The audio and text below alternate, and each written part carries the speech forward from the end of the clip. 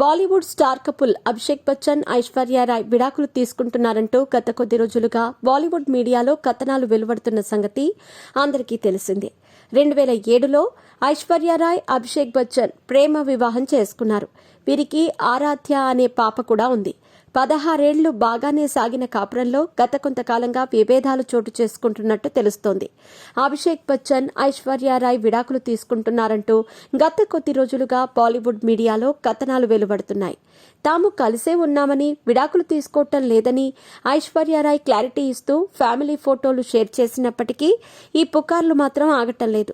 అంబానీ ఇంట జరిగిన పెళ్లి సమయంలో కూడా అభిషేక్ బచ్చన్, ఐశ్వర్య రాయ్ విడాకుల ప్రస్తావన తెర మీదకు వచ్చింది.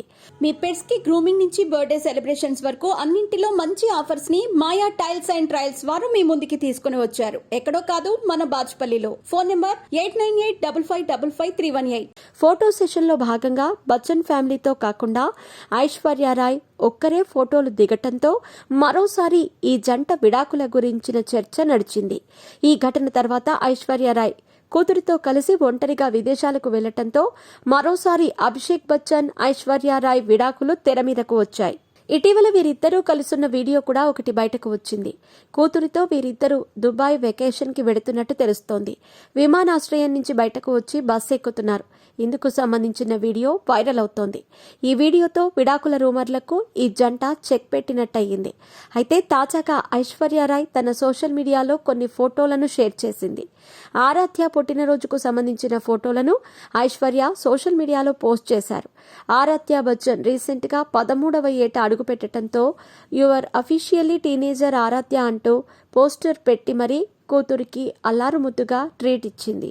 ఈ ఫోటోల్లో కూతురు ఆరాధ్య, ఐశ్వర్య రాయ్ మాత్రమే ఉన్నారు. ఈ ఫోటోల్లో ఎక్కడా కూడా అభిషేక్ బచ్చన్ కనిపించలేదు. అభిషేక్ రాకపోయినప్పటికీ తన కుటుంబ సభ్యులతో కూతురు బర్త్డే వేడుకలను నిర్వహించి భర్తకు గట్టిగానే షాక్ ఇచ్చింది. ఇటు బచ్చన్ ఫ్యామిలీ నుంచి కూడా ఎవరూ హాజరు కాలేదు. దీంతో తల్లి మాత్రమే ఉండటంతో ప్రేమలో తండ్రి అభిషేక్ బచ్చన్ మిస్సింగ్ అంటూ కామెంట్స్ షేర్ చేస్తున్నారు. ఆయిష్, అభిషేక్ విడాకులు కన్ఫామేనా అంటూ కొందరు కామెంట్స్ పెడుతున్నారు.